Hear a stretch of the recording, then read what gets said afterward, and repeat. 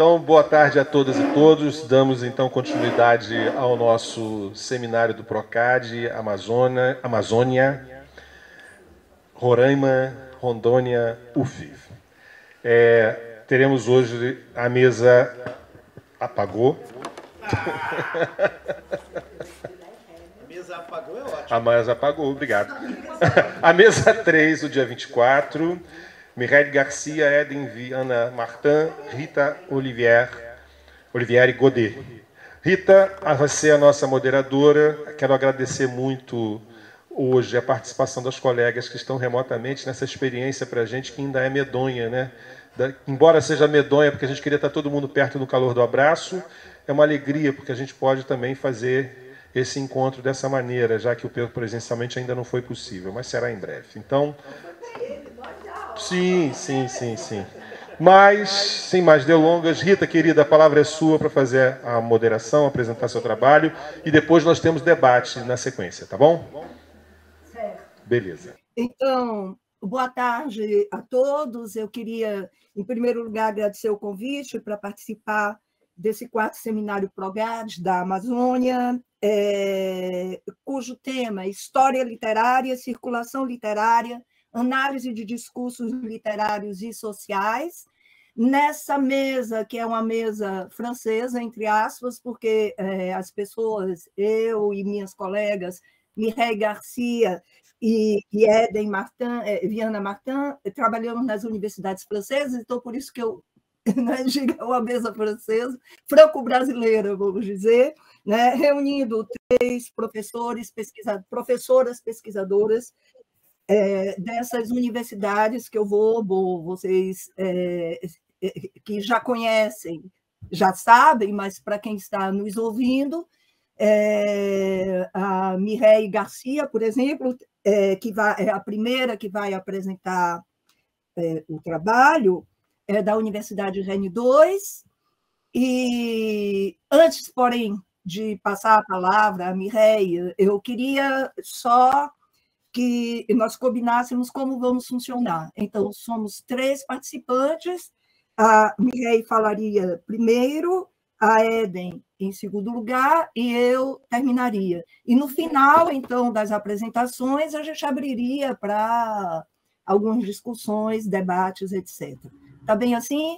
O tempo de fala de cada um é em torno de 20, 25 minutos, sem estresse, certo? E então, vamos iniciar essa primeira mesa do dia 24, na verdade, mesa 3, do dia 24 de agosto de 2022. A primeira comunicação será apresentada por Mireille Garcia, que é maître de conférence da Université Rennes II, e titular de um doutorado em literatura brasileira contemporânea pela Université Rennes II também, com uma tese dedicada à obra de Milton Atum, uma tese que, em 2015, recebeu o prêmio de melhor tese atribuído pelo Institut des Amériques. A tese resultou na obra Milton Atum, Identité, Territoire et Mémoire, que foi publicada pela PUR em 2017. Além do livro, Mireille também é autora de vários artigos sobre a produção literária brasileira contemporânea. Mireille é pesquisadora da equipe RIMIT, da Université Rennes II, e, atualmente, para a felicidade geral da nação, de todos nós, ela é diretora do Departamento de Português da Université Rennes II. Então, eu passo a palavra à Mireille, que vai apresentar uma comunicação intitulada Entre Águas Turvas e Águas Cristalinas, representações da paisagem líquida nos romances de Milton Atum. Mireille, por favor. Obrigada, Rita. Boa tarde a todos. Estou muito feliz por estar vendo vocês de longe, mas vendo mesmo assim, e poder compartilhar esse momento com vocês. Alguns de vocês eu conheci em Rennes em junho, outros ainda não conheço, mas pronto, eu queria agradecer de qualquer forma pelo convite também, de poder estar aqui, por mais essa parceria que é muito importante. A Rita ressaltou a recente eleição ao cargo de direção do Departamento de Português, e para a gente é importante a gente continuar mantendo essas relações, né, essas parcerias internacionais. Então, é uma grande alegria poder estar aqui hoje, mesmo longe, para poder ter esse tempo de fala aqui. E, bom, falar de Milton Ratum e da Amazônia, que vocês conhecem mais do que eu, certamente, a Amazônia, mas é minha paixão, né, esse estudo, como a Rita ressaltou, a tese que eu fiz sobre Milton Ratum. E então, esse trabalho que eu apresento hoje, ele se enquadra na pesquisa que eu venho fazendo sobre o espaço simbólico, sobre o território, né, em obras da literatura brasileira contemporânea, incluindo o Milton Ratum. Eu encontrei nas águas outra dimensão para essa pesquisa, e assim, uma dimensão pensando as águas como um espaço identitário, né? Então, eu intitulei esse trabalho, Entre Águas Turvas e Águas Cristalinas, representações da paisagem líquida nos romances de Milton Ratum. Na literatura brasileira contemporânea, um número crescente de autores vem explorando a temática do espaço físico e simbólico em suas narrativas, como sendo significativa para apreender fenômenos identitários.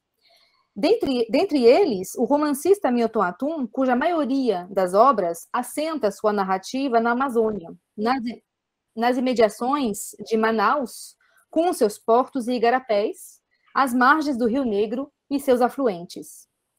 É a partir desse microcosmo manauara, que é um verdadeiro mundo aquático, que o autor constrói seu universo ficcional, cuja configuração não se restringe somente a uma representação realista. Esse espaço fluvial e insular adquire, acima de tudo, um caráter simbólico, que evoca principalmente um espaço identitário, como veremos mais adiante. Ao me debruçar sobre a produção do escritor, fica evidente a sua relação com as águas. Eu não vou poder mostrar aqui para vocês as capas dos livros, porque eu tive um probleminha com a partilha de tela, eu não sou muito boa para essas coisas, mas, bom, acho que muitos de vocês conhecem, né? Nas próprias capas, né, dos romances, das diversas edições dos romances, brasileiras ou estrangeiras, elas retratam, em sua grande maioria, a onipresença das águas, né? É claro também que alguns títulos de obras, pensando aqui em particular A Cidade Ilhada, que foi recentemente traduzida para o francês, La Ville au milieu des eaux, um lindo livro de contos, né? Então, pensando aqui nesse título e nessas ilustrações, isso não deixa dúvida quanto à ligação existente entre a cidade e as águas.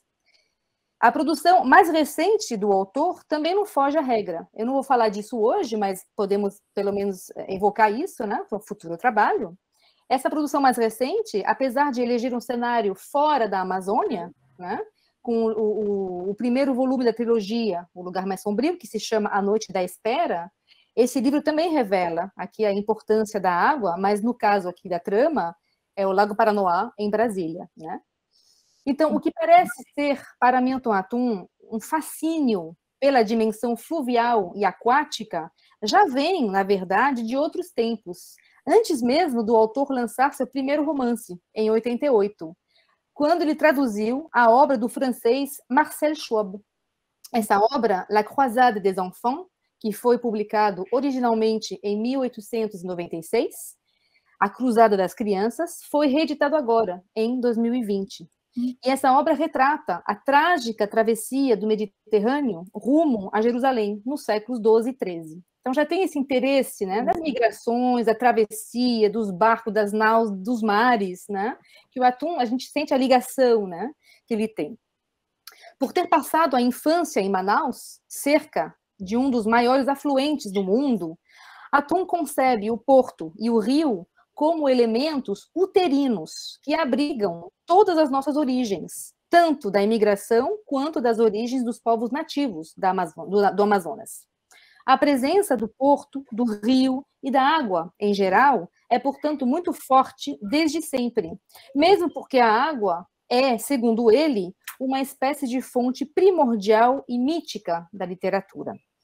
E, de fato, a água, junto com todos os elementos a ela que podem ser relacionados, os mares, os rios, os lagos, as embarcações, travessias, chuvas, tempestades, dilúvios, etc., é um dos grandes mitos da literatura.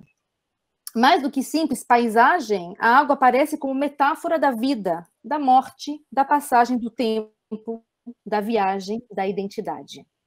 É precisamente essa noção de ambivalência da água que nos interessa aqui. Ora fértil e frutuosa, ora destrutiva e devastadora, a água representa a infinidade dos possíveis. No dicionário dos símbolos, a gente pode encontrar a seguinte explicação. Eu cito: a água simboliza, acima de tudo, a origem da criação.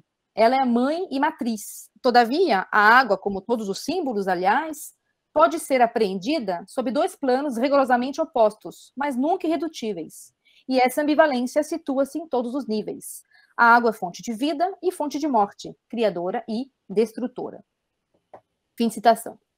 Partindo do estudo sobre a geografia mimética e funcional de Jacques Soubeyroux e dos ensaios de Gaston Bachelard acerca da poética do espaço, das águas e dos sonhos, procurarei demonstrar aqui de que forma e com que finalidade a ambivalência da água é retratada nos romances de Atum para revelar a articulação existente entre espaço geográfico e universo mental. A primeira parte desse trabalho eu intitulei As Águas Cristalinas, Liberdade, Sonho e Devaneio. Devaneio que é uma tradução para rêverie, né, da qual fala o Gaston Bachelard. E eu retomo justamente aqui as palavras, né, de Bachelard, sobre o fato eu cito, a água realizar o ideal de um devaneio criador, que seria essa rêverie créatrice. Né? E justamente eu retomo porque os romances de Atum salientam esse vínculo entre os homens e as águas, em particular as águas do Rio Negro, conexão decorrente do convívio permanente entre eles, nesse mundo de ilhas, lagos, rios intermináveis, como diz o Atum, né? Que é a Amazônia. Ou também, como diz o poeta Tiago de Mello, a pátria da água. A contemplação do rio soa como algo libertador, como a promessa de liberdade, cujo narrador do romance Dois Irmãos, o Nael, em sua condição de semi-escravo, sonha e realiza. Eu cito: eu me afastava da margem e caminhava até a ilha de São Vicente. Mirava o rio, a imensidão escura e levemente ondulada me aliviava, me devolvia por um momento a liberdade tolhida. Eu respirava só de olhar para o rio. Fim de citação. Assim como ele, o patriarca Alim, infeliz no casamento e saudoso de seu país natal, desviava o rosto para a Baía do Negro, procurando serenidade nas águas. Os amigos Mundo e Lavo, também, na obra Cinzas do Norte, inconformados com o projeto do novo conjunto habitacional em Manaus, encontram refúgio ao olhar para o Rio Negro. E o pesquisador japonês Kazuki Kurokawa, protagonista do conto O Oriental na Vastidão, alimentava um fascínio pelo rio. Eu cito: o olhar dele extasiado nas margens do Negro e do Amazonas. Fim de citação. Tendo em comum o fato de serem personagens desgarradas e marginalizadas, porque citamos aqui dois bastardos, um órfão, um imigrante e um estrangeiro, esses seres contemplativos buscam transfigurar sua relação ao mundo e ao outro pelo viés da água, que se torna, pouco a pouco, em uma contemplação aprofundada, um elemento da imaginação materializante, nos diz Bachelard. Esses personagens são cativados pela paisagem fluvial, em particular pelo rio, que exerce um poder de fascinação e de feitiço, e sugere a construção de um imaginário que se manifesta sob duas formas na obra de Atum: os mitos e a viagem. Na obra Órfãos do Eldorado, a evocação dos mitos e lendas da Amazônia revela a relação forte que existe entre os homens e os elementos naturais, como as águas, a floresta ou a fauna. A enigmática Dinaura transita pela cidade anfíbia, parando de ler para contemplar o rio e sonhando em viajar para a cidade submersa. Eu cito: um mundo melhor no fundo do rio, onde os seres encantados seduzem e atraem pessoas. Essa transferência de um mundo ao outro, de uma realidade para outra, ou seria de um imaginário para o outro, também se dá pela ideia de viagem e de busca de um ailleurs distante e longínquo. O que ocorre, por exemplo, com a matriarca Emily, protagonista do romance Relato de um Certo Oriente, e seu marido, ambos libaneses, imigrantes, que recriam na memória e através da metáfora aquática o lugar da origem. Eu cito aqui uma passagem: os levantinos da cidade eram numerosos e quase todos habitavam no mesmo bairro, próximo ao porto. À beira de um rio ou orla marítima os aproximam. E em qualquer lugar do mundo, as águas que eles veem ou pisam são também as águas do Mediterrâneo. Fim de citação. Então, o rio, ele se estabelece como sendo uma verdadeira porta de saída para outras localidades. Como demonstra o Nael, né, mais uma vez, que pensa em fugir da sua condição de escravo, pensa em pegar um barco, pensa em embarcar no navio e desembarcar na Itália, né? Mas é também, além de ser a porta de saída, é também a porta de entrada, né? Junto com os portos, que tem essa conotação, né? Os portos que abrem a cidade aos estrangeiros e as suas falas diversas, transformando a cidade em um lugar babélico. As águas possibilitam a alteridade e o encontro com o outro. E o autor faz uso de diversas imagens para traçar analogias entre Manaus e o resto do mundo, dando uma nova dimensão à cidade que passa a incorporar e manifestar a presença de outras localidades. Ela se transforma em espaço emblemático no qual se cruzam e se confundem todas as nacionalidades e cujo epicentro é sempre o rio. Eu cito, o traçado de Manaus era uma geometria confusa e o rio, sempre o rio, era o ponto de referência. Fim de citação. A cidade se concilia com o Rio Negro. No entanto, essa presença central do rio e das águas nas obras de Atum não é somente uma presença conciliadora e agregadora. O rio também é fronteira, linha imaginária que divide o espaço, assim como, eu cito, o imenso igarapé separa o bairro anfíbio do centro de Manaus. Fim de citação. As águas são ambivalentes, tanto reveladoras quanto dissimuladoras, e transformam a cidade, conferindo-lhe uma dupla face no movimento de fluxo e refluxo. Eu cito uma passagem do Relato de um Certo Oriente.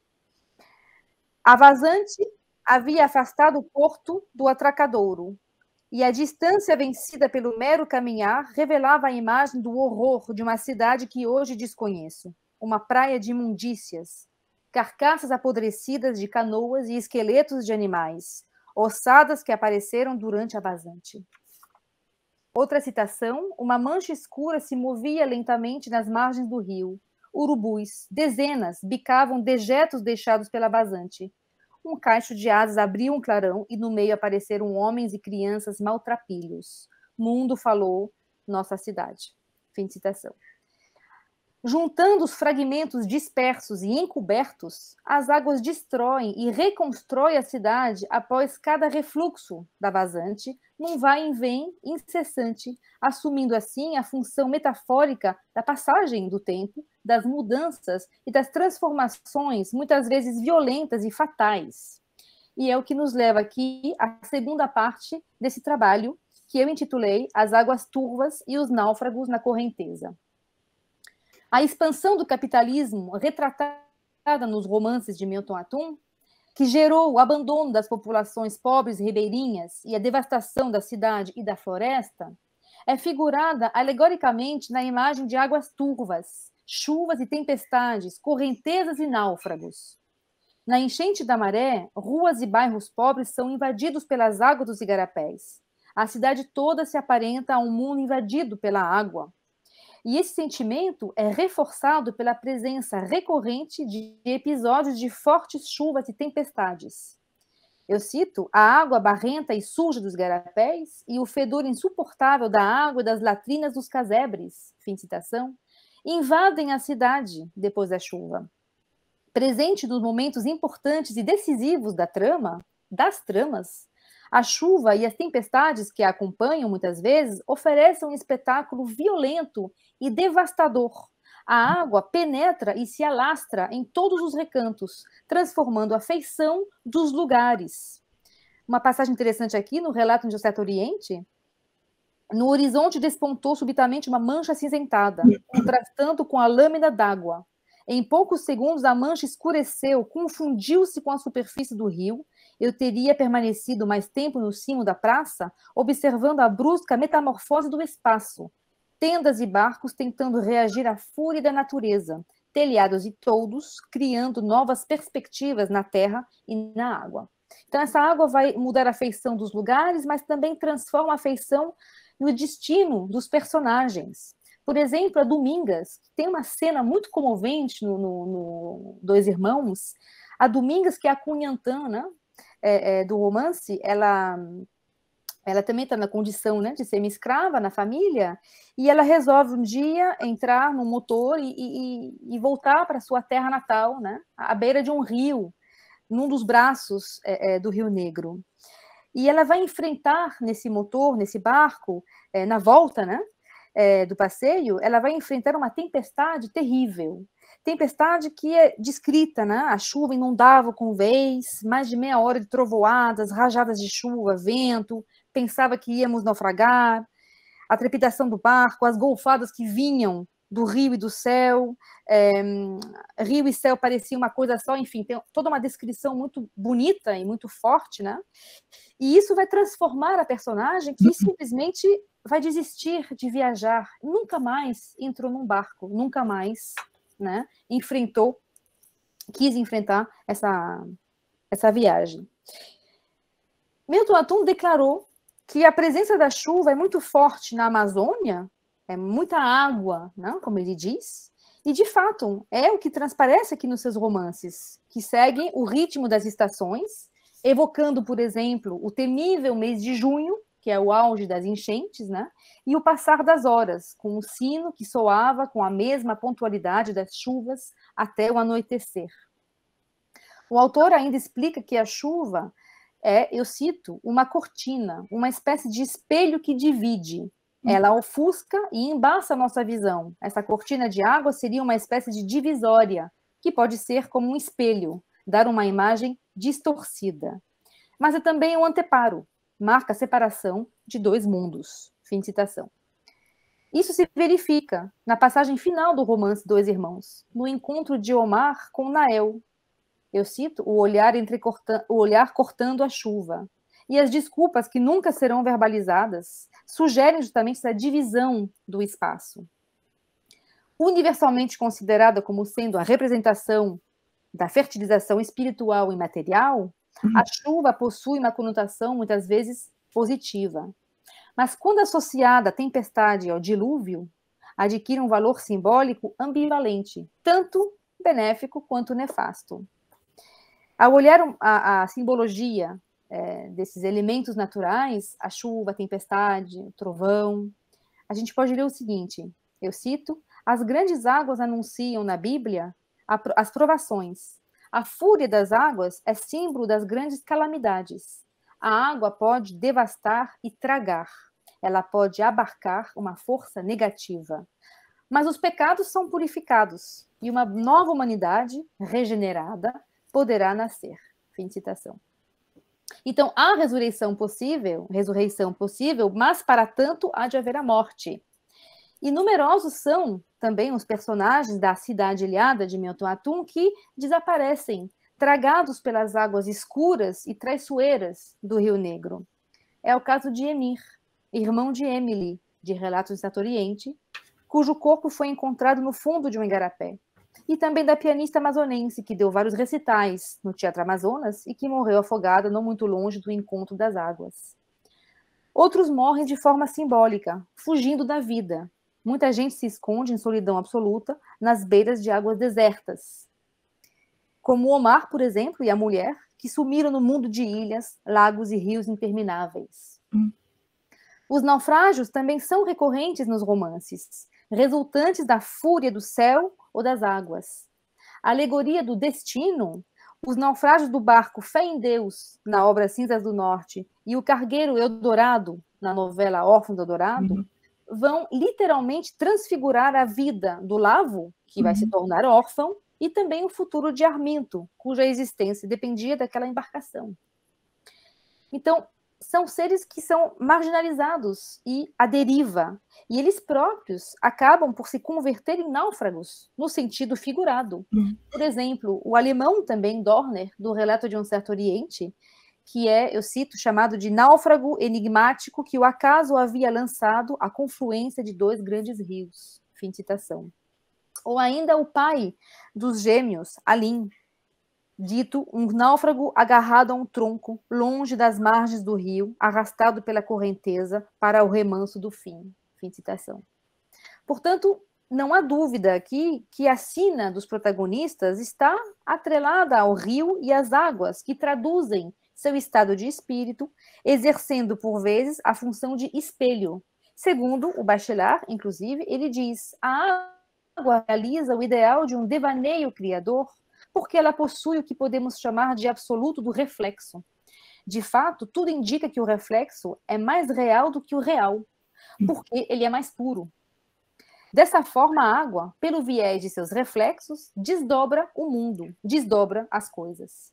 Ela desdobra também o sonhador, envolvendo-o em uma nova experiência onírica.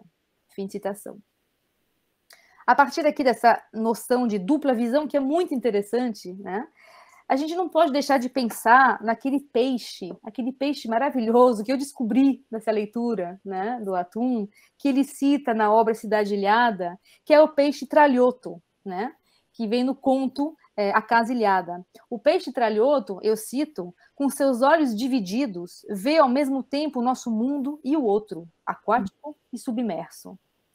Fim de citação. Então, assim como sugerem aqui os protagonistas atunianos, que são capazes também de ver outro mundo, uma outra realidade, através, em cima e embaixo das águas. Né?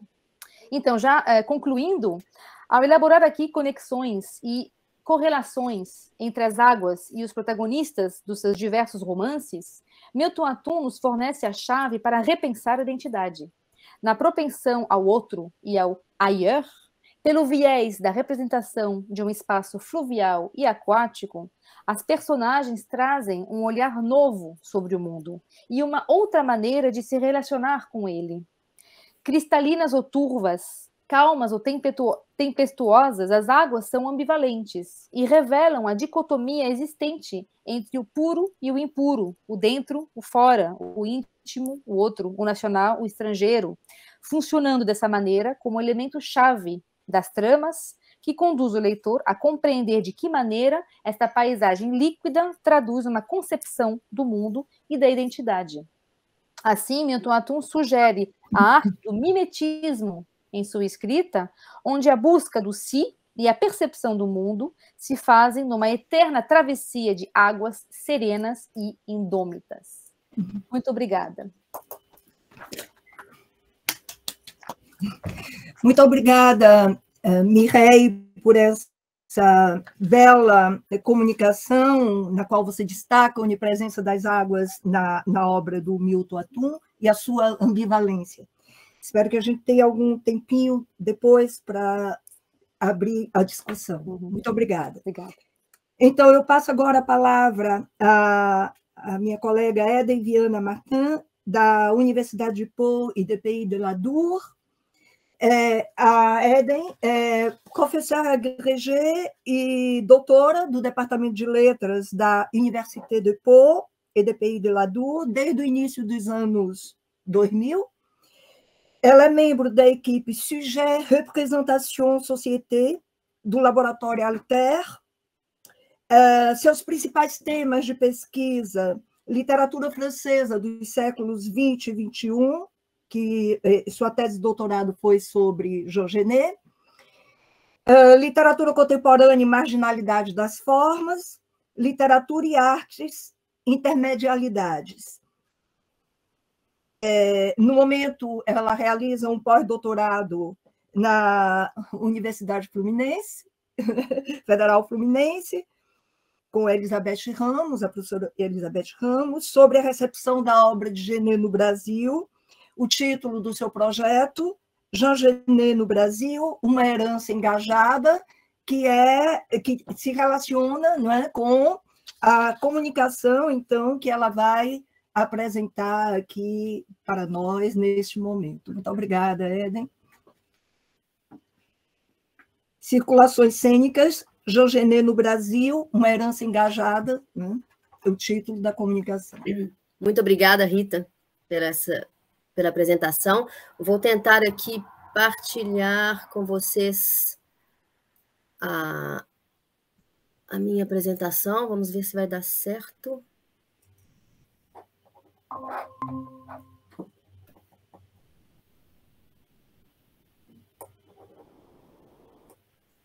Acho que sim, né? Vocês estão vendo? Sim. Ok. Muito obrigada. Também estou muito, muito feliz de poder participar deste seminário hoje, à distância, mas, bom, eu estava no Rio até sexta-feira passada, mas tive que voltar, então participo agora aqui desta forma. Gostaria, primeiro, de agradecer o professor André, muito obrigada, o professor Jobim, não sei se Jobim chegou, se está aí, não vi, de agradecer, o professor Jobim pelo convite, pela confiança e por todo o trabalho que temos realizado em parceria já há vários anos. Uma parceria realmente bastante produtiva entre a Université de Pau e a Universidade Federal Fluminense, iniciada oficialmente em 2012, juntamente com a professora Maria Elizabeth Chaves de Mello, e que já conta com 4 livros publicados, 2 colóquios, além de vários workshops e jornadas de estudo. E tenho certeza que é só o começo de muitas outras etapas que estão por vir. Gostaria também de pedir desculpas aqui, porque essa fala não se encaixa totalmente dentro da temática do seminário e que aparecerá talvez um tanto quanto fora, a côté dos temas que foram abordados ontem e que vão continuar a ser. É que a minha proposta aqui hoje é de relatar o inicinho das minhas pesquisas de pós-doutorado, que, como a Rita falou, acabo de começar agora em julho, e vou fazer aqui, então, um ponto de etapa rápido.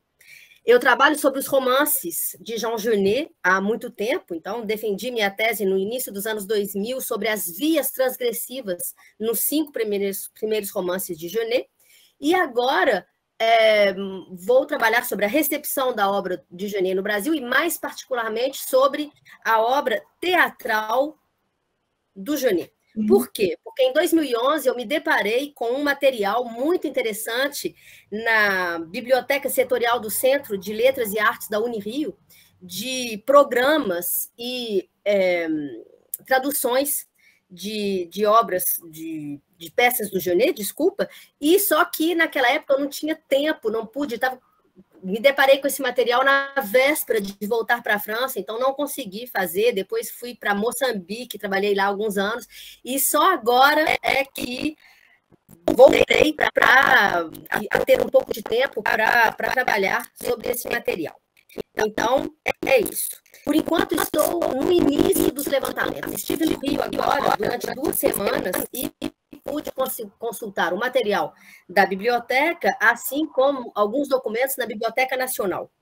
E tive também a sorte e a oportunidade de assistir a uma montagem muito interessante do Balcão, pelo diretor Renato Carreira, no Sesc Copacabana. E decidi, então, começar o meu trabalho por essa peça. Por isso, proponho hoje dedicar a segunda e última parte dessa minha fala ao Balcão, da montagem de Vitor Garcia, em 1969, à montagem de Renato Carreira, agora de 2022. Então, vamos lá. Vou começar pela figura do Jean Genet, pelos contornos da figura e sua obra no Brasil e na França.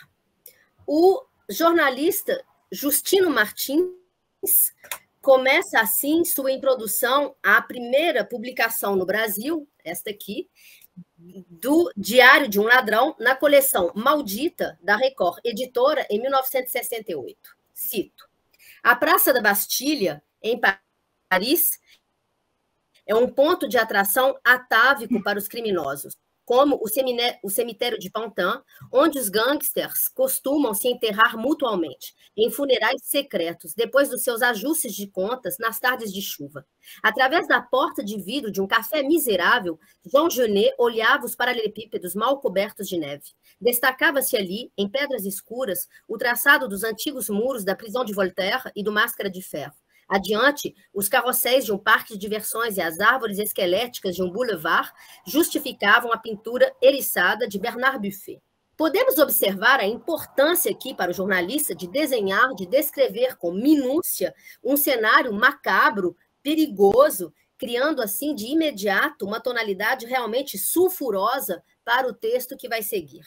A começar pelo adjetivo atávico, que liga o espaço escolhido para o encontro com o escritor a aspectos criminosos, hereditários, quase ancestrais, e pelos pontos de suspensão que deixam imaginar algo ainda pior, não é? E a comparação a seguir, que completam o clima perigoso e maldito desse início de texto. Sem falar do café, que é miserável, dos paralelepípedos, que são mal cobertos de neve, das pedras escuras e até das árvores que aparecem como esqueléticas. O quadro descrito compõe, assim, um ambiente definitivamente malfamé, impróprio para pessoas do bem. Jean Genet, homossexual, ladrão, mendigo, sempre perseguido em terras estrangeiras, segundo Hermenegildo de Sá-Cavalcante, no texto da orelha dessa mesma edição, é, no final dos anos 60, no Brasil, um autor francês, cito novamente, rejeitado por uma sociedade que o incluiu na categoria dos diferentes, cuja obra começa apenas a ser divulgada graças à tradução e publicação, em 1968, de 2 dos seus romances, Diário de um Ladrão, então, e Pompas Fúnebres, na coleção Maldita, da editora Record, e a montagem de 2 de suas peças mais conhecidas, As Criadas e O Balcão, no Rio e em São Paulo, entre as quais O Balcão, com direção de Vítor Garcia e produzida por Ruth Escobar em 1969, marcará definitivamente a história do teatro no Brasil. A tradução do Balcão foi feita na ocasião, por Jaqueline Castro e Martim Gonçalves, foi publicada em 1970 pela editora Civilização Brasileira. Ela foi reeditada depois em 77, mas tem essa edição de 1970 e, fato interessante, no exemplar da Biblioteca Nacional do Rio de Janeiro, que eu pude consultar agora em julho, há uma dedicatória de Genet a Enio Silveira, então, diretor editorial da Civilização Brasileira. A Monsieur Enio Silveira, avec tout mon respect pour ses idées et mon amitié pour sa personne. Na mesma época, final dos anos 60, início dos anos 70, no Brasil, na França, a vasta obra de Jean Genet já é publicada desde meados dos anos 40, em diferentes versões, tendo na sua história paradoxos bem interessantes. Antes de um despertar para a literatura, em 1939, graças, segundo Genet, a uma emoção forte sentida no toque do grão do papel de um cartão postal, Genet era ladrão. Entre 1925 e 1939, a vida de Jean Genet passou por 1000 turbilhões. Furtos, encarcerações, fugas, alistamentos, deserções, viagens, miséria, vagabundagens. Em 1942, Genet já tinha sido condenado 11 vezes. Em 1943, ele rouba uma edição de luxo do livro Les Fêtes Galantes de Verlaine e é levado para a prisão La Santé. Em julho, graças a Cocteau, que o apresenta, eu cito aqui, como o maior escritor da época moderna, Jean Genet é solto. Mas ele continua a roubar e, mais tarde, em março de 1944, a situação dele está realmente complicada, ele foi enviado para o campo Les Tourelles, e aí a situação está realmente grave, necessitou a intervenção de numerosos escritores que intercederam por ele, e ele acabou sendo definitivamente liberado. Então, as atividades do ladrão Jean Genet se terminam nessa data. No total, foram 44 meses e 16 dias encarcerado durante 4 anos. Se as atividades do ladrão se terminaram, é porque o escritor já tinha um certo reconhecimento do meio intelectual. Em 1942, o poema Le Condamné à Mort foi publicado de forma clandestina, sem nome de editor, mas com cidade e data. Fresnes, setembro de 1942. Em 1942 ainda, Jean Genet redige o seu primeiro romance, Notre-Dame des Fleurs, e tem um contato com Jean Cocteau em início de 1943. Cocteau lê os poemas e o romance de Genet e fica impressionado, assim, realmente muito admirado, e resolve ajudá-lo a publicar as suas obras. Então vai colocar Genet em contato com um dos seus secretários, Paul Morillon, que vai publicar, vocês vão ver, o romance de Genet. Entre 1942 e 1946, os 5 grandes romances de Genet serão todos escritos e publicados de forma clandestina em edições de alto luxo. Notre-Dame des Fleurs foi publicado por Paul Morillon e Robert de Noël numa edição de alto luxo, em 1943, 350 exemplares apenas. Foi comprada apenas por intelectuais e homossexuais ricos, o que Genet désaprova. Cito: Mon rêve aurait été de le porter ou d'être de connivence avec un éditeur qui l'aurait fait paraître sous une couverture tout à fait anodine et l'aurait diffusé à peu d'exemplaires, disons 3 ou 400. Ce livre aurait cheminé dans des consciences non prévenues. Malheureusement, ce n'était pas possible. Il a bel et bien fallu le vendre à un éditeur qui l'a vendu à des pédérastes ou à des écrivains. Mais c'est presque pareil, tout compte fait. C'était des hommes qui savaient à quoi s'en tenir. Os outros romances foram publicados exatamente da mesma forma.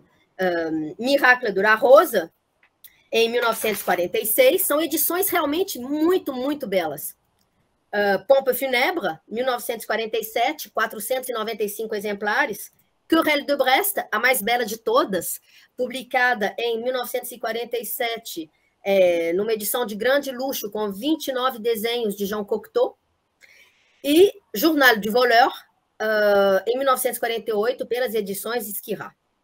Todas essas edições correspondiam perfeitamente aos critérios de impressão de livros de luxo destinados ao mercado da bibliofilia e circularam apenas no meio intelectual e bibliófilo, o que permitiu com que a obra romanesca de Jean Genet não tenha tido nenhum problema com a censura da época, que existia e que era uma censura de proteção dos menores, e que nenhum dos seus romances tenha, por exemplo, tido as vendas proibidas. Em 1947, Genet publica Haute Surveillance, também numa edição de luxo, em apenas 60 exemplares, e escreve uma primeira versão da peça Les Bonnes, que será montada por Louis Jouvet no mês de abril.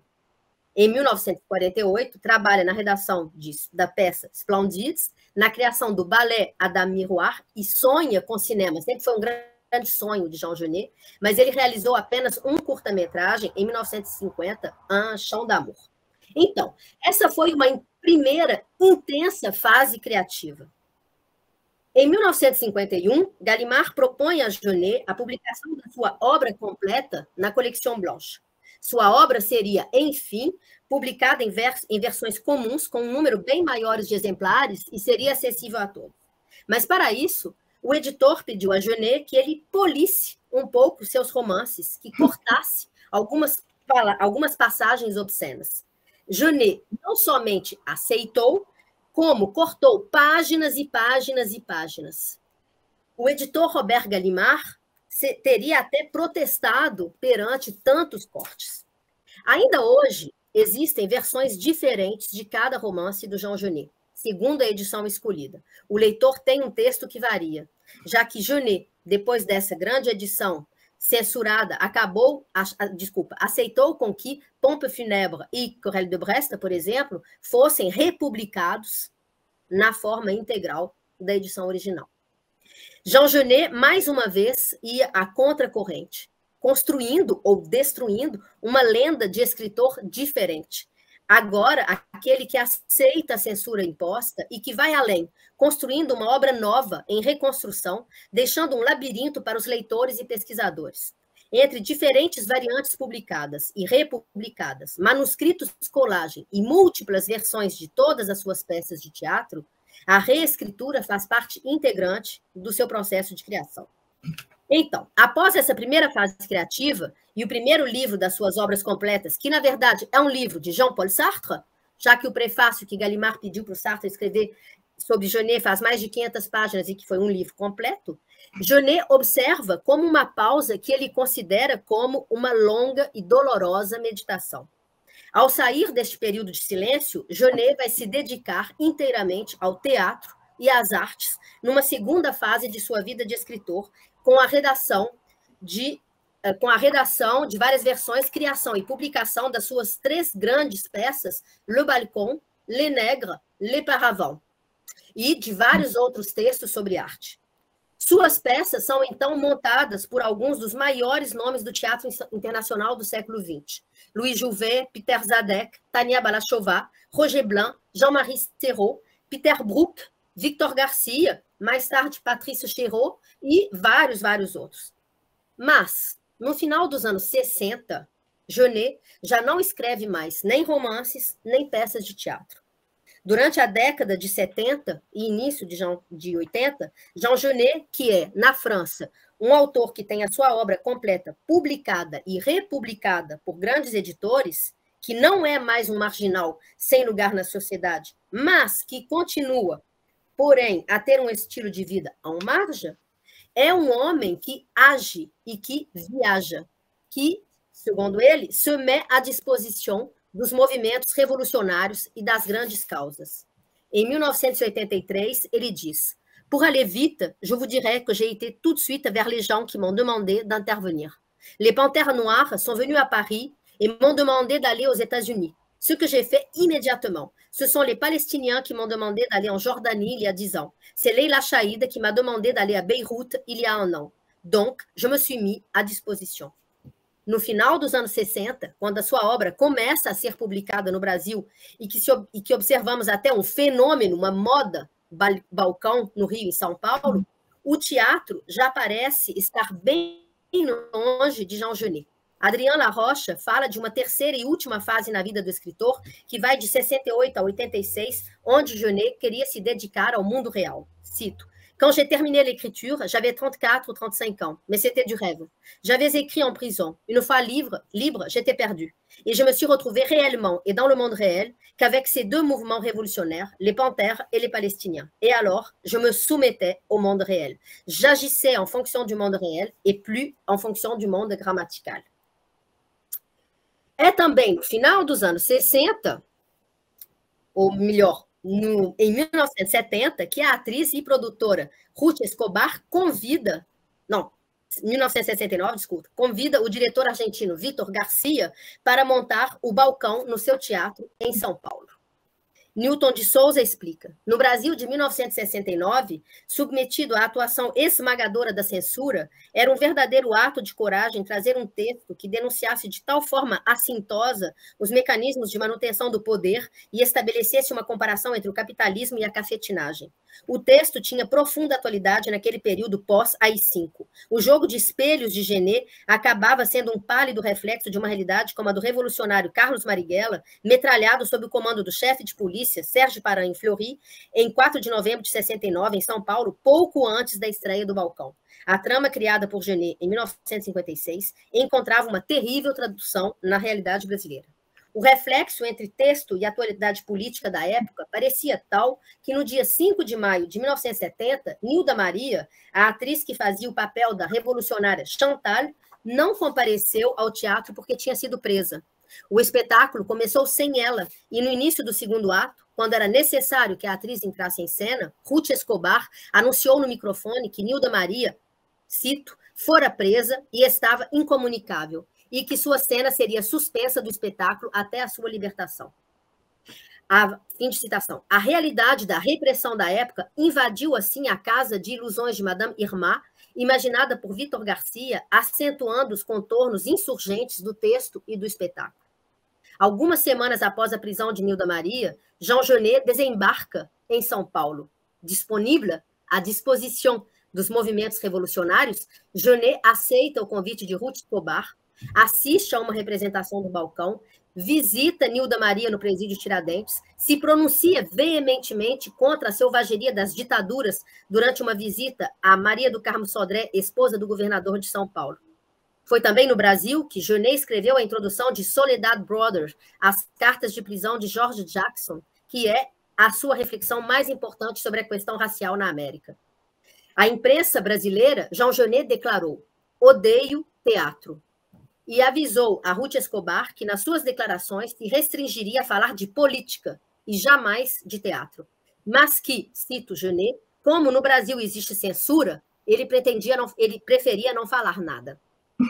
Uma censura que deixou, no entanto, o espetáculo ser encenado, sem grandes preocupações com o texto de Genet, mas que apenas implicou, cito, com os bustos femininos desnudos e suprimiu o nu integral do personagem bispo. O resto, tranquilo. A festa ficou 19 meses em cartaz e ganhou importantes prêmios, entre os quais o de melhor espetáculo do ano. Mas no Brasil, de 1969, parecia uma proeza o drible da censura. Talvez seja pelo grande poder de influência de Ruth Escobar, ou pelo peso econômico que estava por trás de uma enorme produção como essa. Ou talvez, certamente, por incompreensão do texto e de seu teor subversivo. O Balcão, de Vitor Garcia, foi uma montagem monumental que exigiu, para a destruição, porque foi destruído, da sala convencional e construção da ousadíssima cenografia, 5 meses de trabalho, 20 horas por dia, segundo o depoimento do cenógrafo Vladimir Pereira Cardoso, registrado no programa original do espetáculo. As críticas foram extremamente positivas, louvando a inovação total proposta por Vitor Garcia. O Balcão, no Teatro Ruth Escobar, foi, cito um artigo publicado no Jornal do Brasil em janeiro de 70, um acontecimento da mais alta significação na história do teatro brasileiro, que sacudiu São Paulo. É também nesse artigo de Jan Michalski que podemos ler um ponto que me parece bastante interessante e revelador e que pode nos ajudar a compreender, a responder a essa questão de incompreensão da censura. Para celebrar o seu ritual, Vitor Garcia escolheu o Balcão. O texto, que é difícil, complexo e altamente significativo, fica de tal modo ofuscado pelo impacto da encenação que, à primeira vista, poderia parecer que Garcia seria capaz de realizar um espetáculo virtualmente igual a partir de não importa que texto. Um outro texto entraria muito possivelmente em choque com a inédita personalidade da encenação. O texto de Genet, mesmo se não chega a expressar-se através dessa encenação, submete-se docilmente a ela e funde-se no seu tom sem qualquer quebra de coerência. E se é uma pena, evidentemente, que o público saia do teatro sem ter assimilado o sentido daquilo que Genet quis dizer na sua obra, o fato não deve ser considerado como uma tragédia. O espectador poderá ter na vida muitas outras oportunidades de assistir a uma outra montagem da obra de Genet, mais clara e explícita, mas não terá nunca a oportunidade de assistir a uma outra realização teatral como essa de Vitor Garcia. Segundo o jornalista, o texto de Genet seria quase um detalhe de segundo plano, submetendo-se docilmente à encenação de Vitor Garcia. Podemos nos perguntar que sentido do texto de Genet o jornalista pensa ter assimilado. Porque o teatro de Genet impede qualquer montagem explícita, didática. Sobre suas peças de teatro, Genet escreve: toutes mes pièces, à commencer par les bonnes jusqu'auparavant, sont quand même, d'une certaine façon, un peu politiques, dans ce sens qu'elles abordent la politique obliquement, de forma oblíqua, em diagonal, não explicitamente. Genet rejeita qualquer naturalismo no teatro. O teatro é ilusão. O poder político são as imagens dos detentores do poder político. Todas as figuras detentoras do poder aparecem distantes delas mesmas no balcão. Terminando a citação acima, Genet continua: mes pièces ne sont pas neutres politiquement. J'ai été amené à avoir une action non pas politique, mais dans un mouvement purement révolutionnaire. O grande lirismo poético presente nas peças de Genet vem contribuir para essa abordagem oblíqua da política. E é essencial que o texto, mesmo que no papel pareça a obscuras, e para que a peça cumpra o seu movimento revolucionário. 50 anos depois, em 2017, entrando do balcão.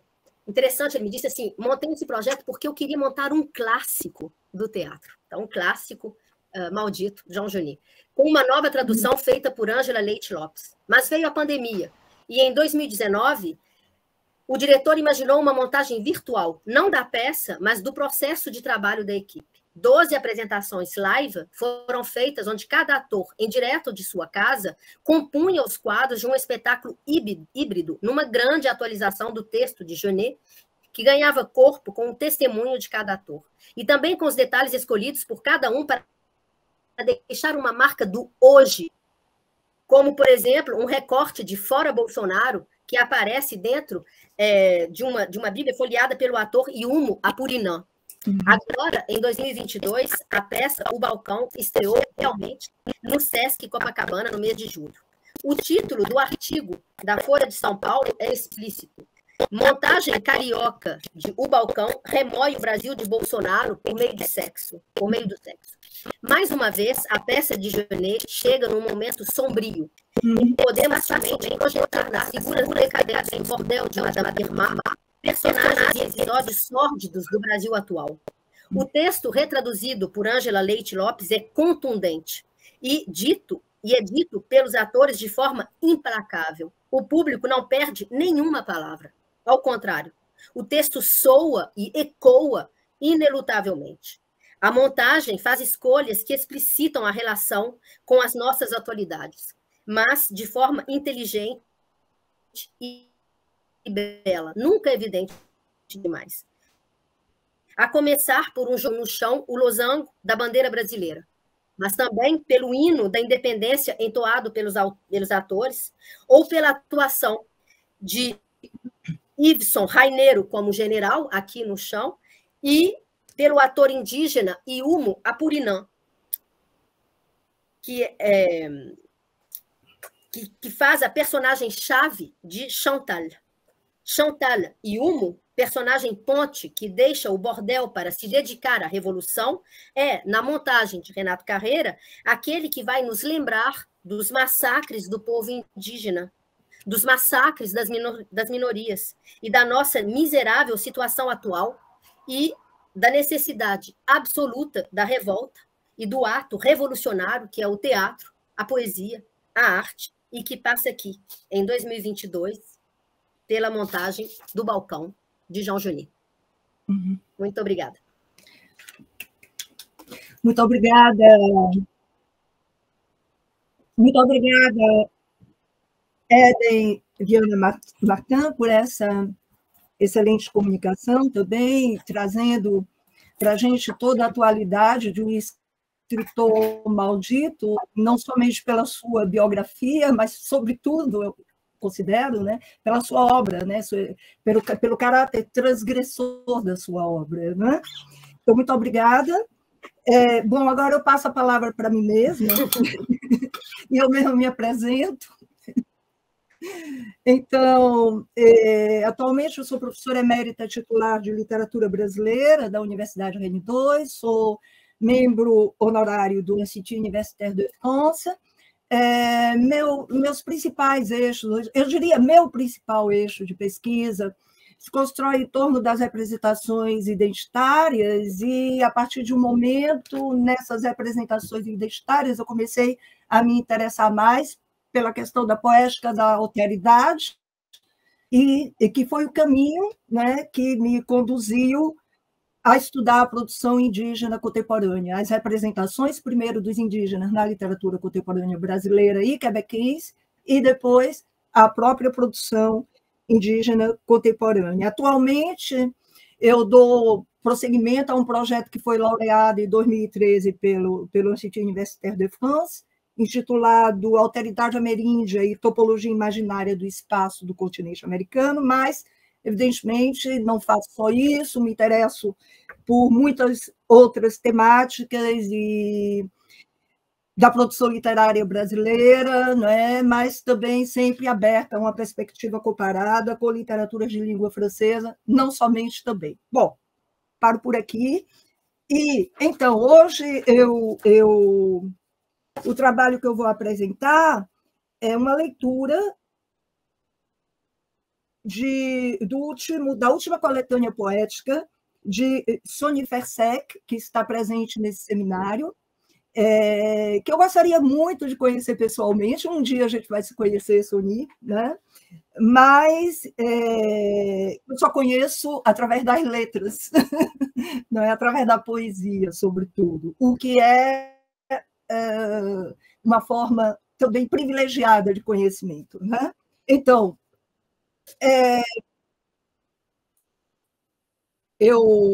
o título da minha comunicação: Traduções do Eu, Acolhimento do Outro, a poesia de Sony Fersek. E peço desculpas também pela pronúncia das palavras em makushi. Eu tive uma professora durante 5 minutos de makushi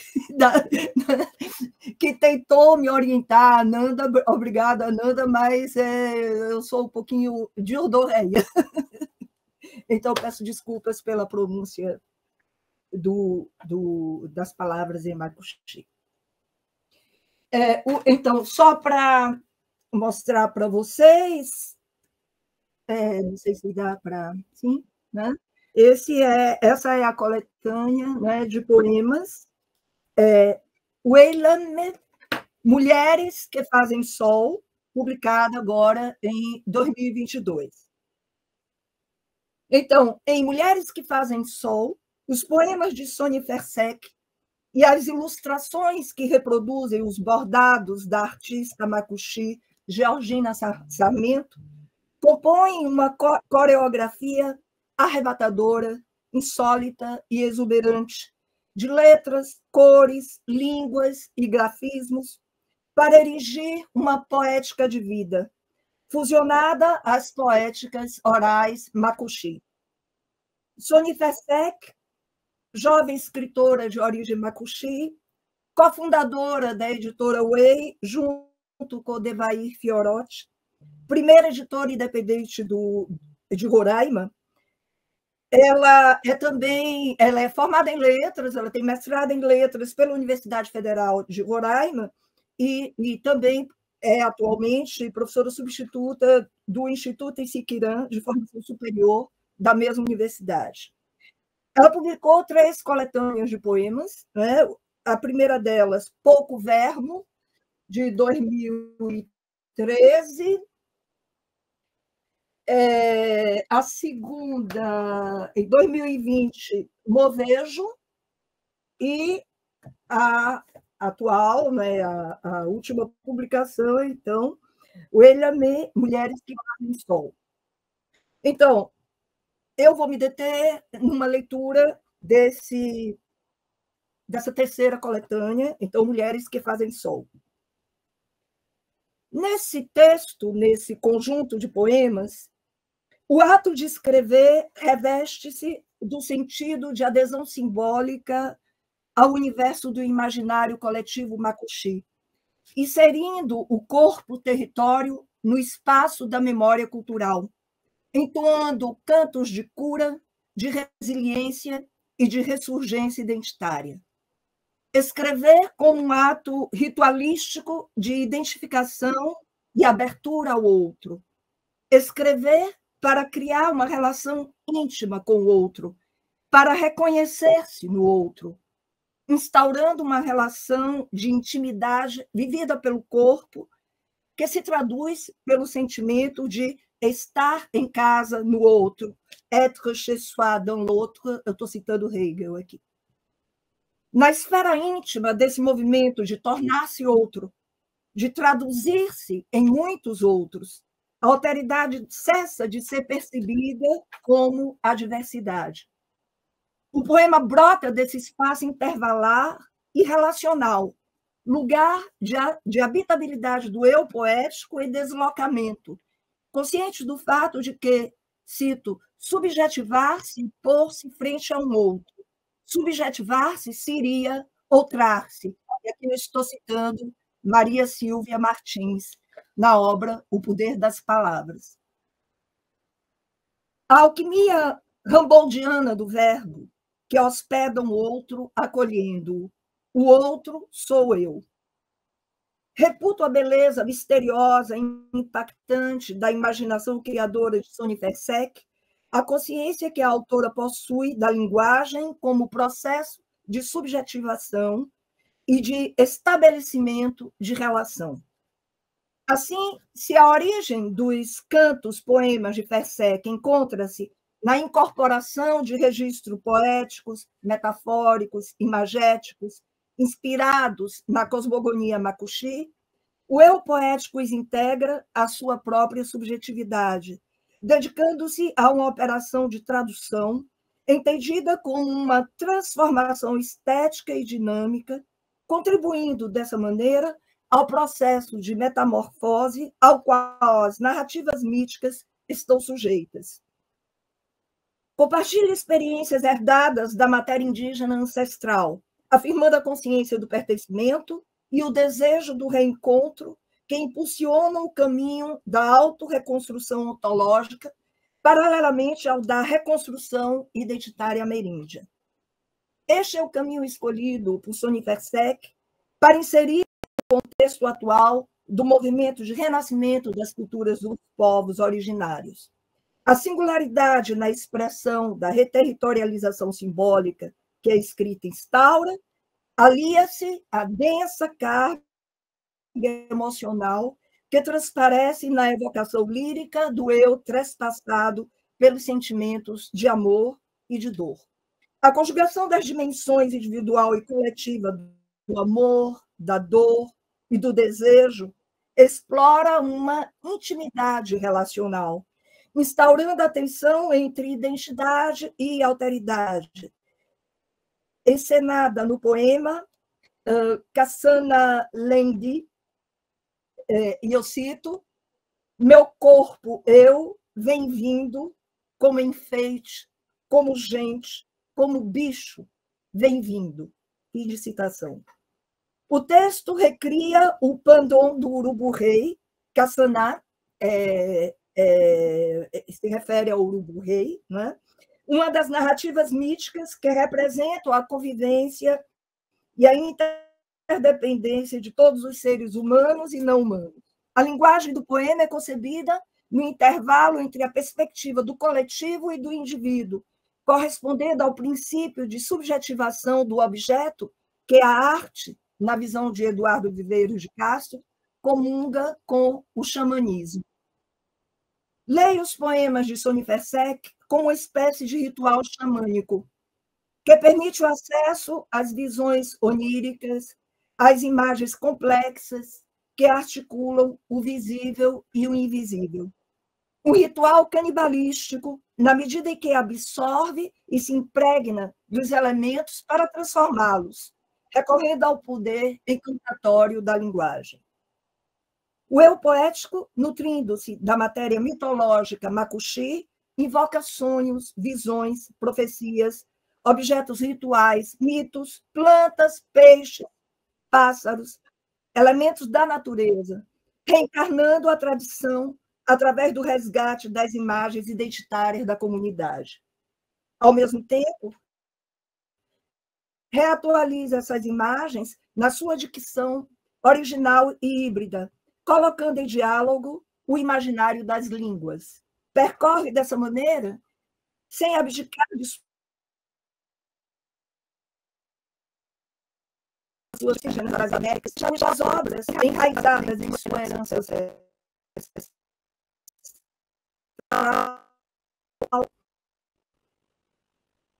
abrem simultaneamente as formas artísticas de uma modalidade de teatro, desvelando novas maneiras. é o que deixa transparecer a voz pujante que emana dos poemas, portadora de temáticas e de esquemas simbólicos, rítmicos, visuais e formais, inovadores.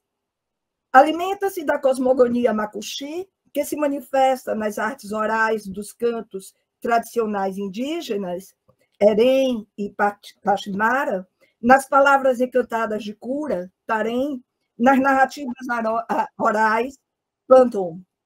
Essas poetinicidades orais, e aqui eu utilizo a terminologia do Devair Fiorotti, constituem os alicerces do ritual de travessia que o eu poético efetua, buscando se libertar do medo e das angústias da noite para caminhar em direção ao sol.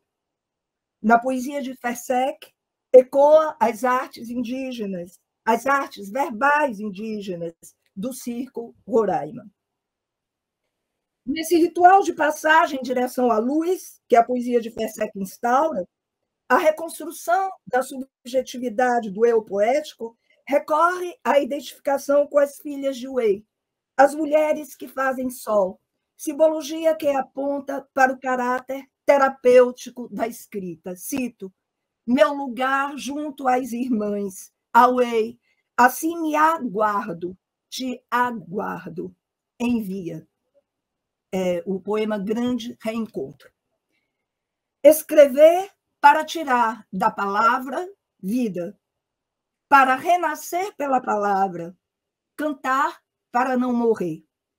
Insuflar vida, atravessar a noite, chegar ao sol.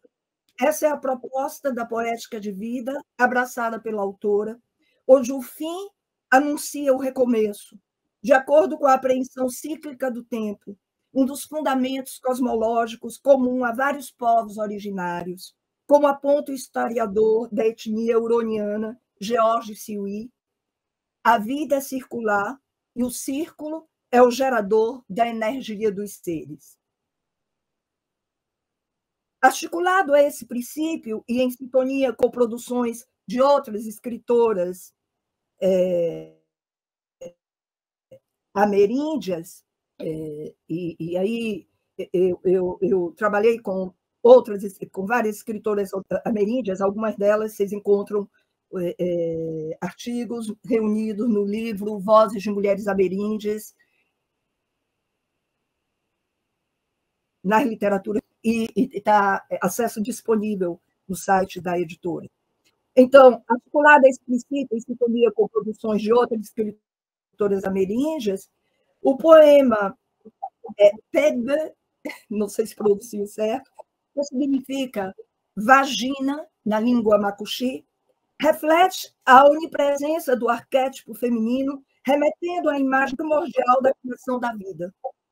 A própria arquitetura formal do texto, fundada na figura da repetição da palavra Pebe, confere centralidade ao órgão reprodutor feminino, fonte de vitalidade. O poema explora o simbolismo erótico, apoiado na experiência sensorial do espaço, conectando o eu lírico com as forças da natureza.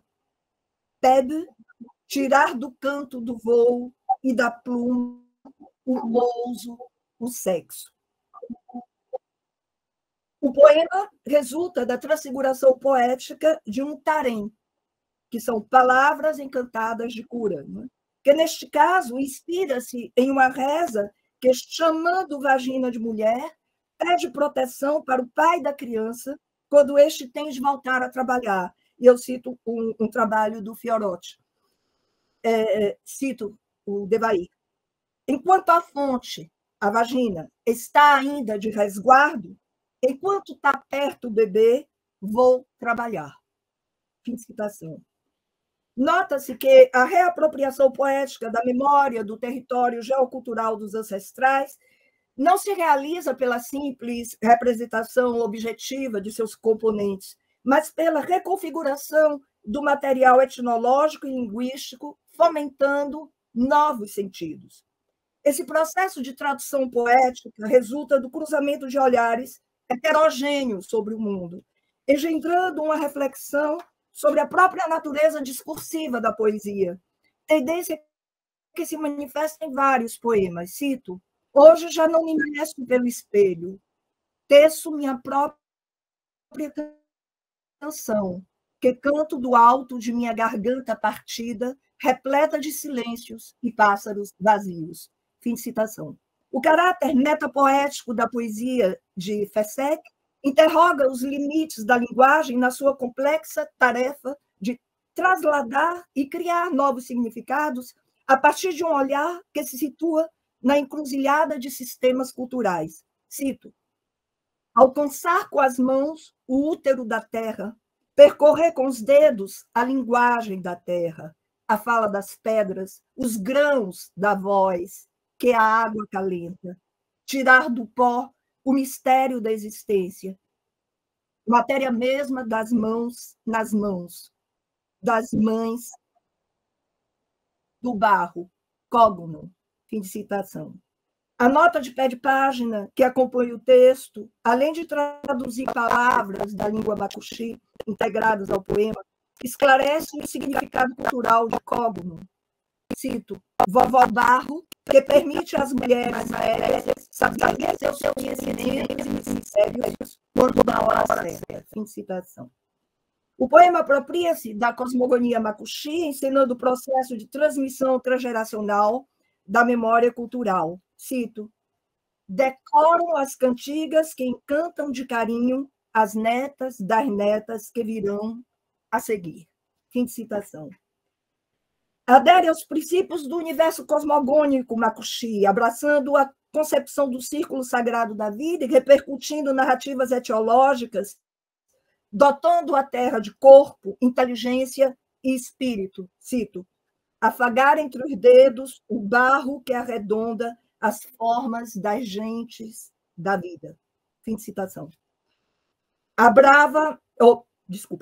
Abraça a concepção da matriz feminina comum às cosmogonias de diferentes povos indígenas que consideram que o espírito que rege a terra e produz materialmente a vida é feminino. Na articulação que a poesia de Fessek implementa entre imaginário literário e elementos cosmogônicos macuxi, entre os quais o Eia-Sol comparece como uma entidade central, o eu poético assume sua condição feminina em perfeita simbiose com o ser identitário dessa etnia, colocando em circulação, no sistema literário brasileiro, a produção de suas poetinicidades orais, contribuindo, assim, para o reconhecimento dessa herança cultural. Percorre o caminho da autoidentificação indígena, apesar de um contexto nacional que tende a apagar a memória do legado das culturas dos povos originários.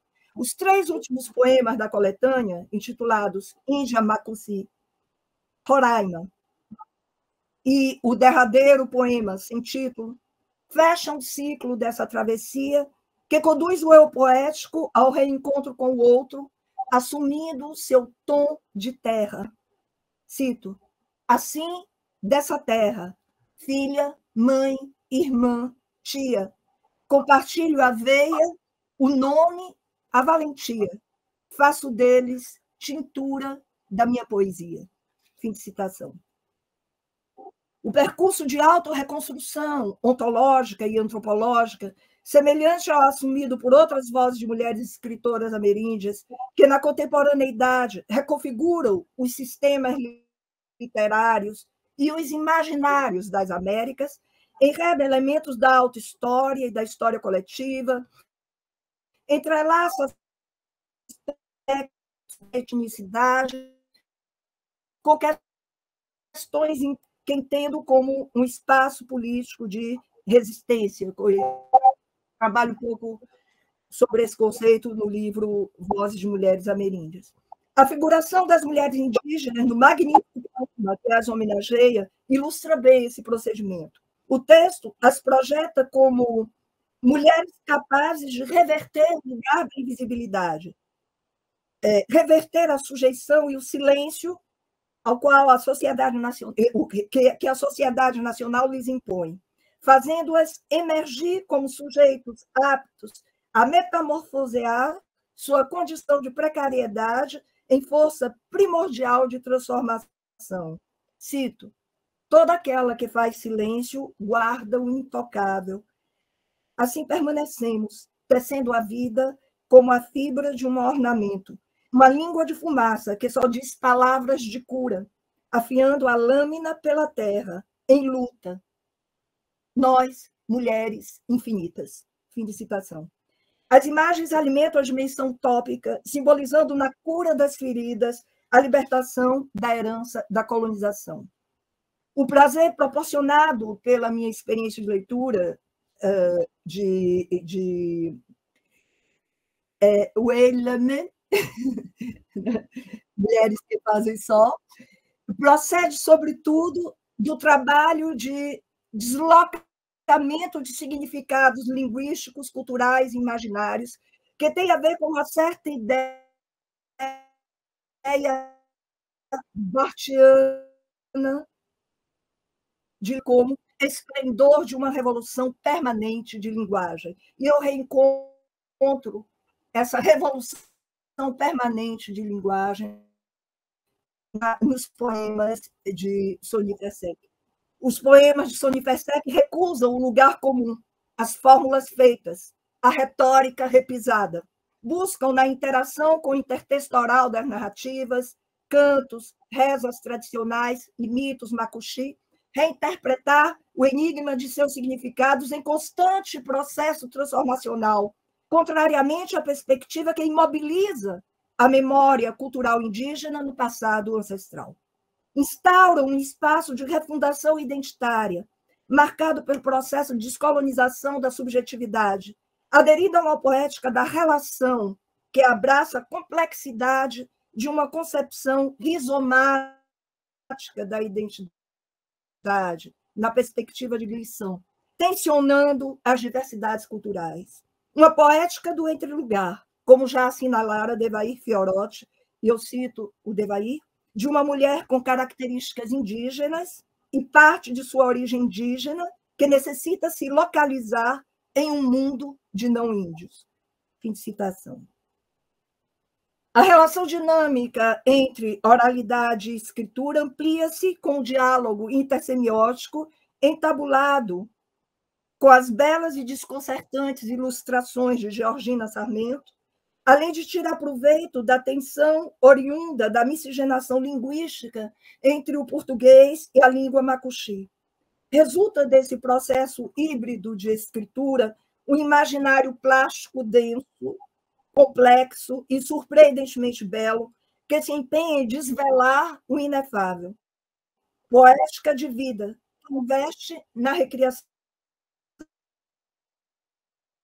de sentidos, um constante processo de ressignificação de mitos, de tradução de línguas e linguagens, de espelhamento de visões de mundo, reafirmando os princípios de uma poética em movimento, para a qual já apontava o sugestivo título Movejo, da coletânea anterior de Sônia Fersek, publicada em 2020. Para além de outros significados possíveis, um deles apontado pelo professor Roberto Migueli, movejo, amor eu vejo, ver o invisível, através da poesia, ele se pergunta, na bela apresentação que ele faz do livro. A linguagem poética de Sônia Fersek insere-se no amplo conjunto de produções artísticas indígenas contemporâneas que se constrói no exercício da travessia de fronteiras, instaurando um espaço simbólico de mediação e exprimindo-se através de uma complexa imbricação de gêneros. Na plasticidade e originalidade de sua obra, vislumbro uma conexão com o universo das imagens de inaudita beleza do grande artista macuxi Jaider Esbel, cuja arte também recria o patrimônio para o pontuamento da glória cultodígena, identifica o movimento cenas ofertadas por David Copenau a Bruce Albert, na aposta em gerar um lugar onde são possíveis as visões e os sonhos, entrevejo a conexão com o pensamento de Ailton Krenak. Inspirando-se uma vez mais do pensamento do vicentiano para concluir esta breve apresentação, sinalizo que a poesia de Sony Fersek se realiza na errância da língua, que se manifesta através de um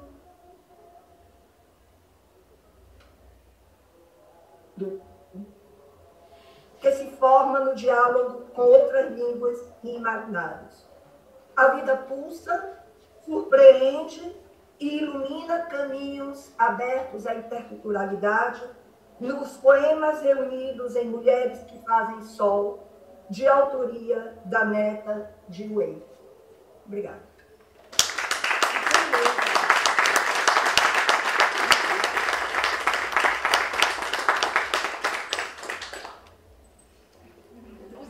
Bom, então, agora cabe, talvez, temos tempo ainda, não temos?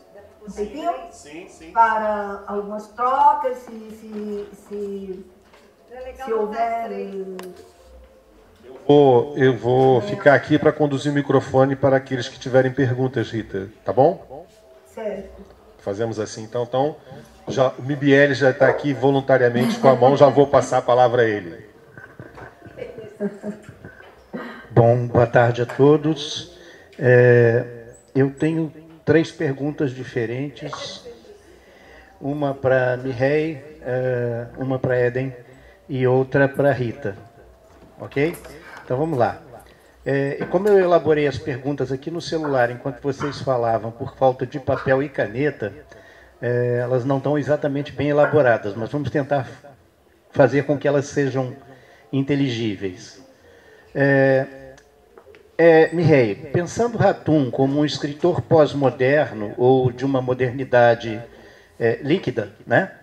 É possível fazer a relação entre ele, ou o protagonismo que você acusa no seu texto, das águas, e a modernidade líquida de Bauman? Ou seja, é possível... Eu não ouvi. E a modernidade? E o texto, a modernidade líquida de Bauman. Sim? Seria possível fazer esse tipo de entrelace? Para Eden, a pergunta em relação ao Genet, né? O ato de aceitar a censura e de refazer os textos, né, por parte de Genet, não sobrepõe ao próprio ato da escrita, da arte, etc., a malandragem de um fervoroso crítico do capitalismo, ao quebrar o próprio Instituto da Arte, quando submissa ao mercado? Quer dizer, além de ser um ato de sobrevivência, é claro, né? Mas, enfim, não seria, então, uma malandragem acima de todas, né? A malandragem mor, né, da parte dele, esse tipo de quebra do próprio protocolo da arte, né, que recusa o mercado, etc. E para Rita, aqui ficou mais mal elaborada a pergunta, mas vamos tentar, né? Rita, o que você acha da ideia de que a Wei, né, Sol, que é um substantivo feminino em Makushi e que representa, na minha opinião, a própria Sony, né, dela assumir o seu duplo enquanto fazedora de Sol, né, quando pensamos na relação intercultural dela, Sony Fersek, com o intelectual, professor e etc., Devair Fiorotti, ele mesmo, o Sol, em português, substantivo masculino, né? Enquanto ela o refazendo, no sentido de reconstrução de uma palavra que não existe em português, mas que eu vou ensaiar aqui, que é fazimento do Devair, por parte da Wei. O que você acha dessa ideia? Eu não sei se ficou clara a pergunta, né? Quer dizer, eu estou meio enrolada aí com essa pergunta. Eu não sei... Bom, eu passo a palavra, então, pela ordem para Mireille, Eden, e depois, então, Roberto, você refaz essa pergunta para eu ver se eu consigo responder, tá bem? Então, pela ordem, Mireille. Sim.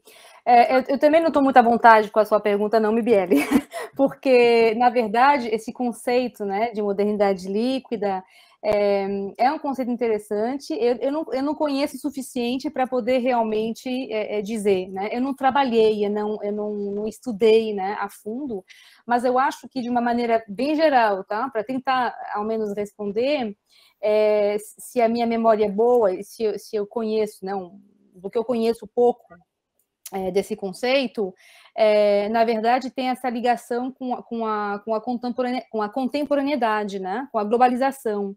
Eu acho que, se for nesse sentido, sim, eu acho que o Atum ele vai utilizar a metáfora das águas, e não só das águas. Eu falei das águas hoje, mas assim, eu trabalhei muito, por exemplo, na minha tese, com a questão da floresta, que são elementos naturais que vão denunciar, né, justamente essa modernidade, essas questões de globalização, né, de capitalismo, tal. Mas, bom, como eu te disse, eu realmente não tenho leitura suficiente sobre esse conceito realmente para poder estender a minha resposta. Eu peço desculpas, mas eu vou agora me atrelar a isso, porque eu gosto de dicas de leitura e de estudo. Então, está aqui anotado já para próximas leituras.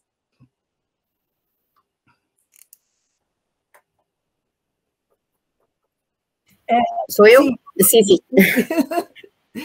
Concordo com essa questão da malandragem. Acho que é uma das interpretações que podemos fazer. Acho que são múltiplas, sabe? Assim, Genet, realmente, assim, o que sai nas biografias de Edmund White, Albert Dichy, dizem que o que ele queria na época era realmente ser publicado e poder viver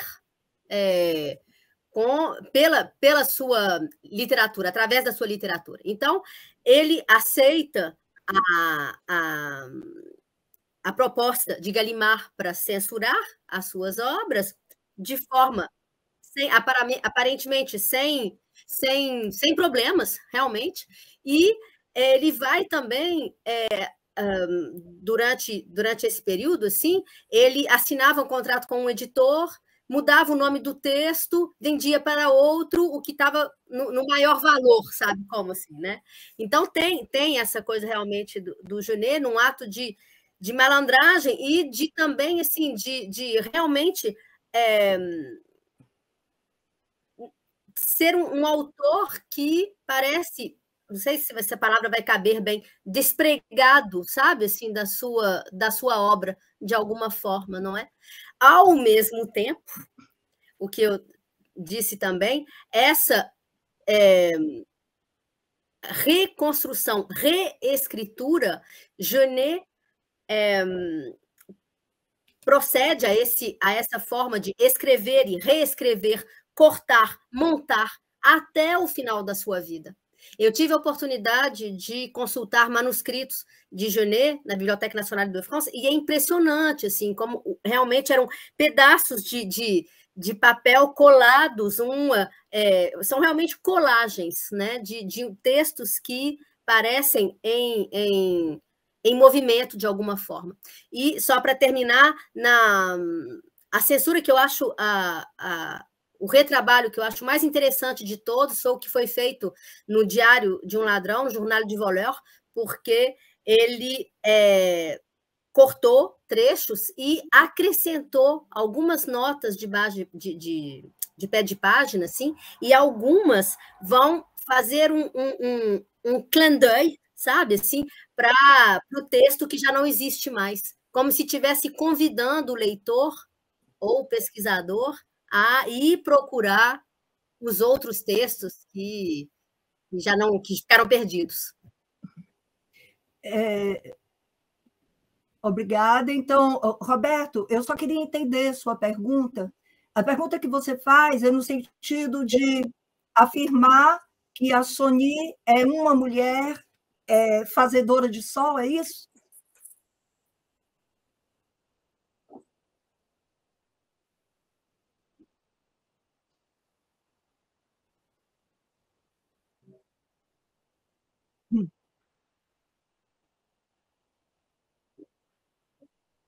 Uhum.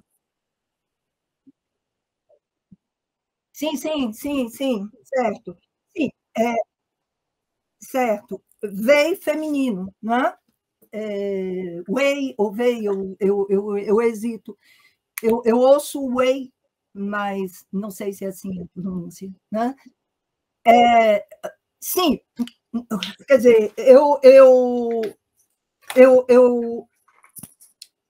como é que eu diria?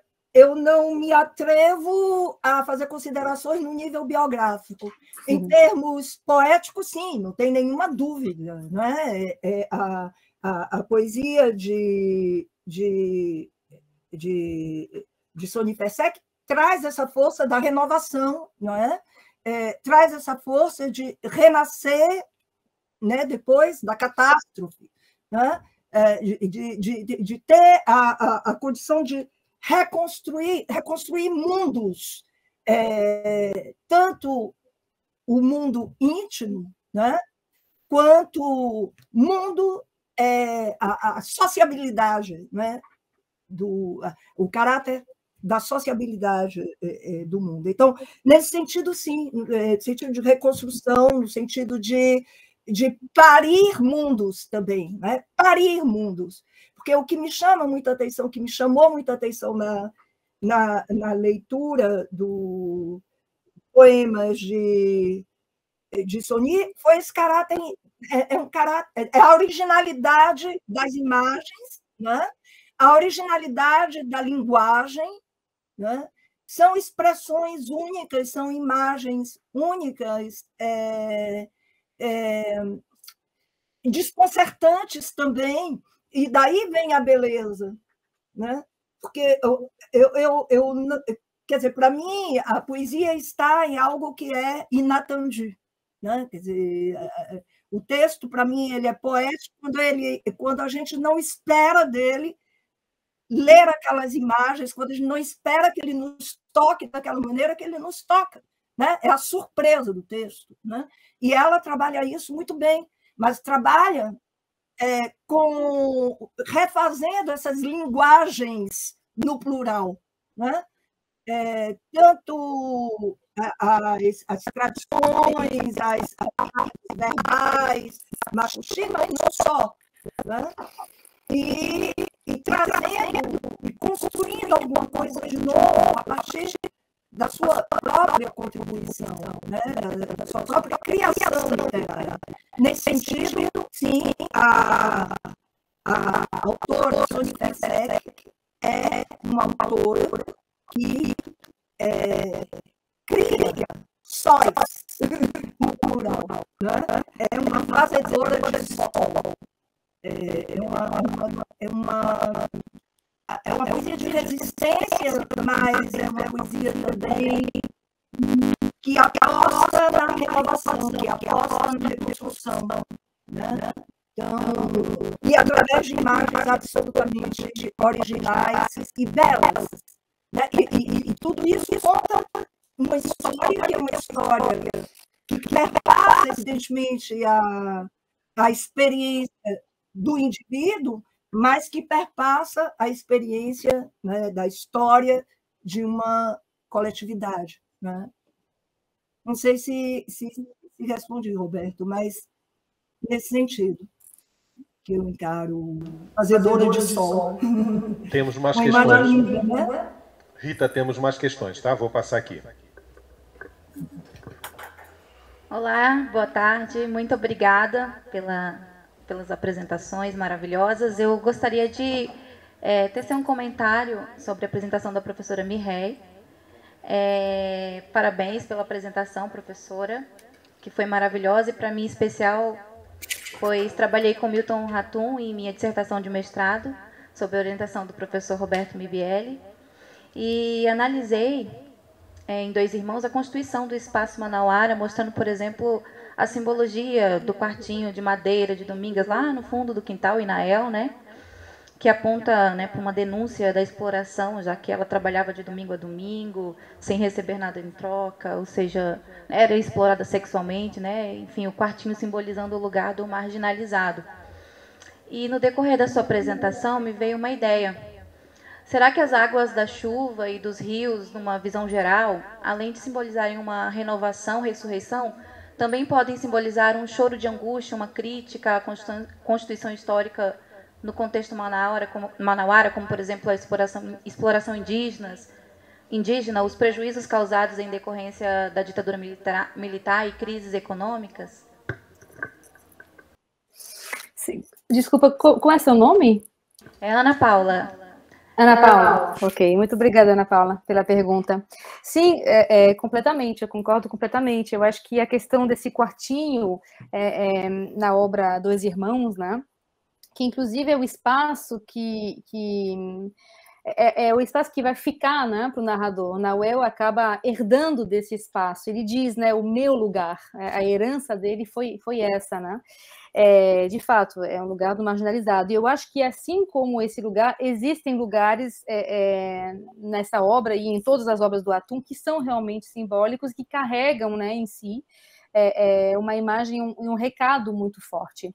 Eu acho que fazer um paralelo aqui, um entrelace justamente com as águas, e em particular a chuva, é possível sim. A chuva, como eu disse rapidamente na minha apresentação, ela aparece em todos os romances, né? E ela aparece justamente em momentos propícios, em momentos importantes, quando há uma troca, quando há uma revelação, muitas vezes a questão da revelação, do segredo também, né? Então, assim, eu acho que a água, ela tem esse poder, sim, de revelar e de denunciar. Eu estou aqui pensando, em particular, num episódio que eu não citei aqui, porque a gente não tem tempo sempre, né? Mas eu acho que talvez essa cena, que não é em Dois Irmãos, né? É em Cinzas do Norte, onde a chuva, ela vai... O dilúvio, né? Ele vai desenterrar ossos de um antigo cemitério indígena, né? Na cidade de Manaus. Como a gente sabe que tem vários, né? Vários cemitérios indígenas que estão completamente debaixo da terra, né? E a chuva, nessa obra, ela tem esse papel. Ela vai limpar tudo e, ao mesmo tempo, ela vai revelar, ou seja, ela vai trazer à tona, né, essa história, como a gente fala em francês, enfouie, ou seja, enterrada, né, que o discurso oficial abafa, esconde. Então, eu acho que sim, totalmente, essas águas, elas simbolizam a angústia, o choro, principalmente dessas populações indígenas totalmente renegadas às margens, né, como os romances de Atum mostram, né.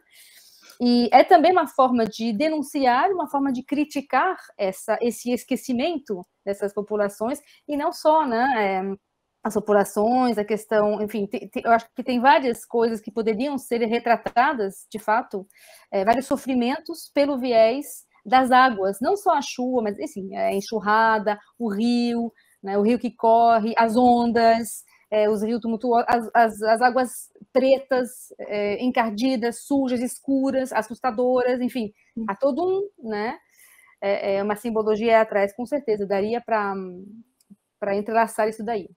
Espero ter respondido a sua pergunta. Obrigada. Obrigado, Mireille. Temos tempo para uma última pergunta.